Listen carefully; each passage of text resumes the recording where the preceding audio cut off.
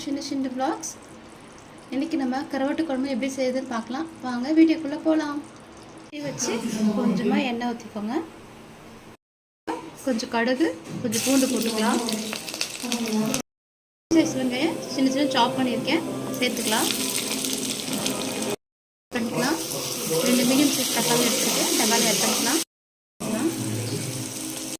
நல்லா வதக்கிக்கோங்க. 2 ஸ்பூன் மிளகாத்தூள் போட்டுக்கலாம்.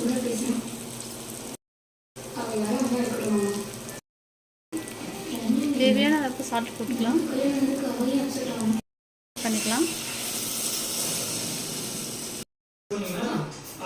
புளி தண்ணி ஆட் பண்ணிக்கலாம். கொஞ்சம் கொதிக்கட்டும். கொதிச்சதுக்கப்புறம் கருவாடு சேர்த்துக்கலாம். குழம்பு நல்லா கொதிச்சிருச்சு. இப்போ கருவாடு ஆட் பண்ணிக்கலாம்.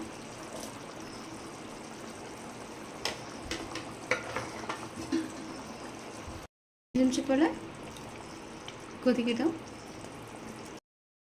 கொஞ்சமாக கொத்தமல்லி போட்டுக்கலாம்.